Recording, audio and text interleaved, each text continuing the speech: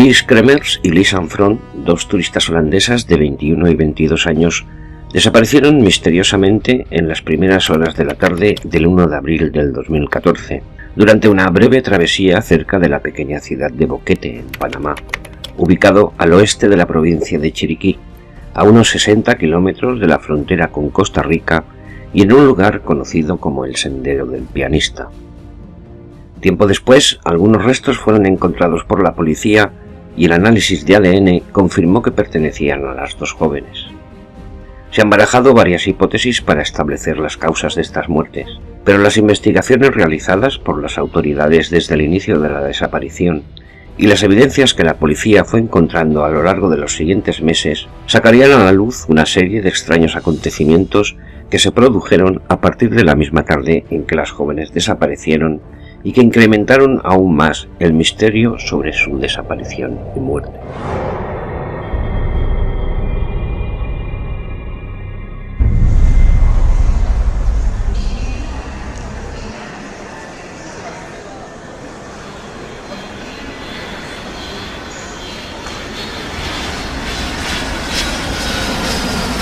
Chris y Lisanne partieron del aeropuerto de Schiphol en Ámsterdam con destino a Panamá con el objetivo de pasar unas vacaciones de 2 meses recorriendo lugares turísticos de la zona y realizando diversos trabajos sociales, además de practicar el idioma español. La fotografía que estáis viendo en vuestra pantalla fue tomada instantes antes de que las dos jóvenes se dispusieran a tomar el vuelo que las llevaría hacia su terrible destino. El 29 de marzo las dos chicas llegaron a la provincia de Chiriquí, concretamente a la localidad de Boquete, donde se alojaron en un sencillo hospedaje cuya clientela estaba principalmente compuesta por otros turistas o estudiantes extranjeros que se dedicaban a pasar sus vacaciones realizando labores sociales. Y todo fue bien hasta el martes 1 de abril, cuando las dos muchachas decidieron realizar una excursión por una zona selvática del lugar haciendo senderismo. Muy probablemente no se imaginaban en aquellos momentos la pesadilla que estaban a punto de vivir.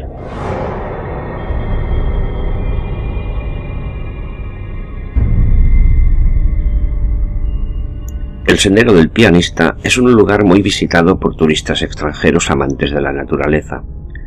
Adentrarse por sus senderos no es difícil al principio. A medida que uno se va internando por sus intrincados caminos selváticos, orientarse ya es más complicado. En la estación seca, entre los meses de enero y abril, es cuando hay más visitantes y no es inhabitual que algunos de ellos se extravíen si se salen de los caminos o por simple desorientación por la abrupta vegetación. Normalmente durante este periodo se producen 1 o 2 casos por semana de personas que se han perdido por la zona. Afortunadamente todas estas pérdidas se solucionan a las pocas horas, pero en el caso de Chris y Lisanne resultaría mucho más siniestro.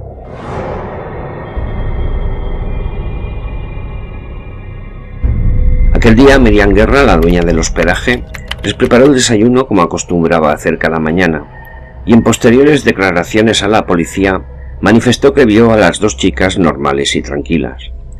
Comentó que Chris y Lisanne le aseguraron que no pensaban alejarse mucho de la zona, razón por lo que tan solo llevaban una mochila con sus efectos personales más necesarios. Sobre el mediodía las dos muchachas salieron del hospedaje hacia el Sendero del Pianista. Seguidamente podemos ver las instantáneas que se tomaron mutuamente ambas jóvenes durante el transcurso de aquel día, y en ellas las podemos observar alegres y relajadas en una actitud aparentemente normal. Sin embargo, algo extraño pasó en aquel fatídico momento de aquella jornada porque Chris y Lisanne jamás regresaron al hospedaje.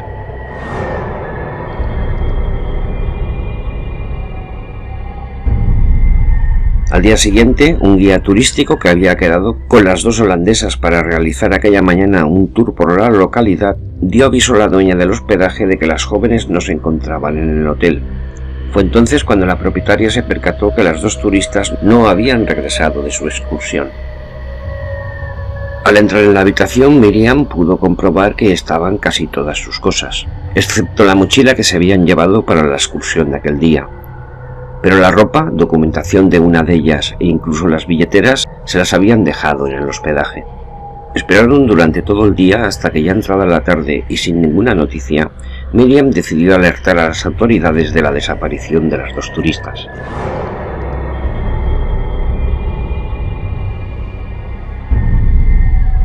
Al poco tiempo, la policía y miembros de Protección Civil iniciaron la búsqueda por la zona donde se suponía que se habían dirigido las chicas.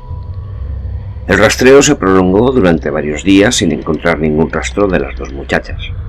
Una semana después de la desaparición, las operaciones policiales continuaban y se fue ampliando la zona de rastreo, incluyendo el Parque Nacional del Volcán Barú, de más de 14.000 hectáreas de extensión, donde los socorristas especializados buscaban en los acantilados de al menos 130 metros de profundidad.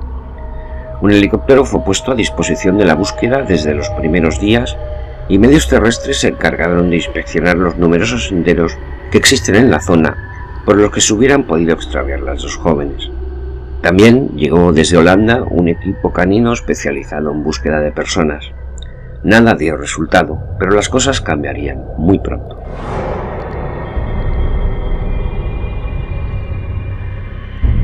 El 11 de junio, unos lugareños de Bocas del Toro, una localidad muy cercana a Chiriquí, encontraron la mochila de Elisain en una zona selvática e inhóspita conocida como río Culubre. La mochila tenía signos de haber sido arrastrada por el río, y el tramo donde fue encontrada confirmó a los investigadores que las jóvenes efectivamente se habían adentrado en el sendero del pianista. En su interior estaban sus pertenencias personales, gafas de sol, algo de ropa interior, el pasaporte de Elisain y los dos teléfonos móviles, una cámara de fotos y $83 en efectivo. Y precisamente el misterio se acrecentó cuando la policía procedió a analizar el contenido de los dos móviles y de la cámara fotográfica. Lo que los investigadores encontraron dentro provocó todavía más incógnitas inquietantes sobre el enigmático caso de las dos holandesas desaparecidas.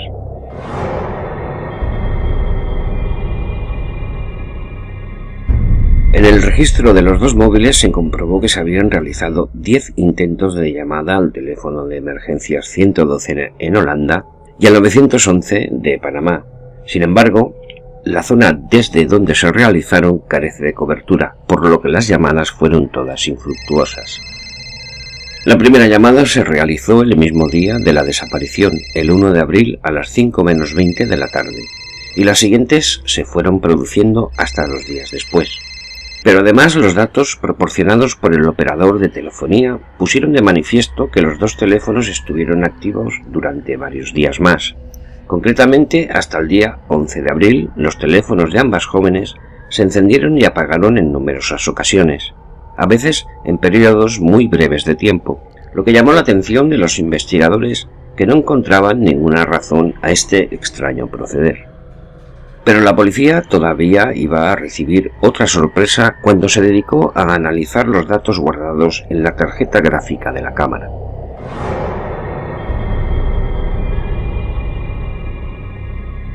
El día 8 de abril, una semana después de la desaparición de las holandesas Chris Kremer y Elisain Fromm, la cámara de una de ellas fue disparada 90 veces en un periodo de tiempo de 3 horas, entre la 1 y las 4 de la madrugada.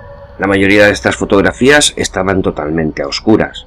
Solo 3 de ellas tenían la suficiente claridad como para hacerse una idea de lo que mostraban. Seguidamente os voy a mostrar 2 de estas fotografías. La primera foto fue tomada el 8 de abril a las 2 menos 20 de la madrugada, y en ella se observa una roca rodeada de vegetación de poca altura. La zona superior de la foto aparece muy oscura y no se puede deducir si pudiera tratarse de una zona elevada. Un minuto después fue tomada esta otra fotografía. Parece tratarse de una zona muy cercana y similar a la mostrada anteriormente. En ella se observa lo que parece la misma roca y un arbusto o rama de árbol con 2 bolsas de plástico atadas o adheridas a él. Sobre la roca también se pueden ver lo que parecen algunos trozos de papel y una envoltura de un paquete de goma de mascar. El por qué se tomaron tantas fotografías en tan corto periodo de tiempo es un misterio. Un cálculo fácil demuestra que durante esas 3 horas se tomó una imagen cada 2 minutos aproximadamente, pero la mayoría salían borrosas y oscuras, y además ¿Qué sentido tenía tomar tantas imágenes a zonas que no tenían nada que mostrar? ¿Habían utilizado la luz del flash de la cámara para poder ver en la oscuridad de la noche? ¿Fueron las chicas las que tomaron esas extrañas fotografías o pudo ser una tercera persona? Las preguntas se iban acumulando en este misterioso caso, pero la situación no se prolongaría demasiado tiempo. A finales de junio, los equipos de búsqueda realizaron un terrible hallazgo en una inhóspita zona selvática.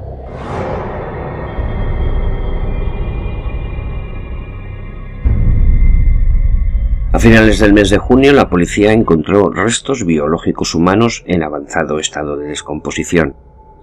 Fueron analizados por el Instituto de Medicina Legal y Forense de Panamá, y una vez cotejados con las muestras de ADN proporcionadas por las familias de las jóvenes, se pudo comprobar que pertenecían a Lisa Anfrón. Parte de la pelvis, una tibia y los huesos de un pie dentro de una zapatilla, que en total sumaban 28 huesos. A principios de agosto, unos nuevos restos se encontraron en la localidad de Alto Romero, muy cerca del río Culubre. En total fueron descubiertos 5 partes de hueso y un cráneo. Los análisis de ADN confirmaron también en este caso que se trataba de partes del cuerpo de Chris Kremer.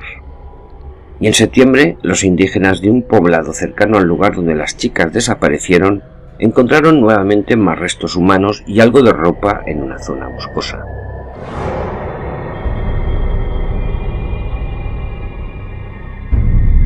Una vez se conoció que las 2 jóvenes habían fallecido, la investigación se encaminó en esclarecer las causas de la muerte. Sin embargo, el alto grado de descomposición en que se encontraban los restos encontrados no permitieron a las autoridades conocer esta circunstancia. Finalmente, y en contraposición a lo que opinaban las familias de las chicas, el informe de la fiscalía que investigó el caso concluyó que las muertes de Chris y Lisan probablemente se debieron a un fatídico accidente. En algún momento de aquel día en que habían salido de excursión las 2 jóvenes, habían sufrido algún tipo de accidente o se habían perdido por la zona sin encontrar el camino de vuelta. De ahí los intentos de llamada al teléfono de emergencias. Posteriormente habían intentado seguir el curso del río Culubre y en su intento seguramente habían sido arrastradas por sus aguas y murieron ahogadas. Por su parte, los padres de Chris y Lisan opinaban que las circunstancias del caso tenían demasiados puntos oscuros que no se habían aclarado en la investigación, y pensaban que la muerte de sus hijas podía deberse a un acto criminal.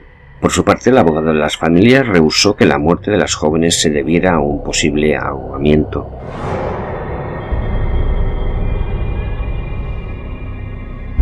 La tarde del 1 de abril del 2014 se pierde el rastro de Chris Kremer y Lisa Anfrón por el sendero del pianista en la localidad de Boquete. Lo que se había iniciado como un placentero trayecto turístico, según demuestran las fotografías encontradas, se transformó de repente en una horrible pesadilla. A las 16:39, 2 horas más tarde de que se tomara la última fotografía de aquella excursión, algo pasó que hizo que Chris Kremer intentara comunicarse con el teléfono de emergencias. Media hora más tarde, a las 16:51, salía otra llamada. Durante los 2 días siguientes, las jóvenes realizaron varias llamadas más al mismo número. ¿Qué hecho perturbador pudo ocurrir aquella tarde que hizo que su aventura se transformara en un instante en una terrible tragedia? Desde el sendero del pianista hasta donde fueron encontrados los primeros restos humanos hay una distancia considerable, 12 horas de camino andando. ¿Por qué se alejaron tanto las 2 jóvenes? ¿Se habían perdido, quizá? ¿Por qué tomaron las misteriosas fotografías, hasta 90 en total, en un periodo de 3 horas? ¿Fueron ellas las que las hicieron o fue otra persona desconocida? ¿Y con qué finalidad? Como ya he explicado anteriormente, se encontraron unos pocos huesos en un periodo de 3 meses, pero ¿dónde están el resto de los cuerpos? ¿Por qué no han aparecido? En la investigación de la policía holandesa, que también participó en el caso, se pudo comprobar que las pertenencias encontradas en la mochila, los móviles, la cámara fotográfica y en una prenda de ropa, concretamente un sujetador, se encontraron un total de 34 huellas dactilares pertenecientes a varias personas. ¿Quiénes eran esas personas y qué tenían que ver con el caso? No se sabe. También durante la investigación, la policía tomó declaración a un guía turístico local, cuyo nombre se mantuvo en el anonimato. Este informó que conocía a las dos chicas de haberlas visto varias veces. Narró a los investigadores que siempre iban juntas y que en los últimos días las había podido ver en compañía de dos jóvenes costarricenses desconocidos. También comentó a la policía que desde el día en que las dos chicas habían desaparecido ya no volvió a verlos. ¿Quiénes eran estos dos jóvenes desconocidos? Tampoco se sabe. Las preguntas que se plantean en este oscuro caso son muchas.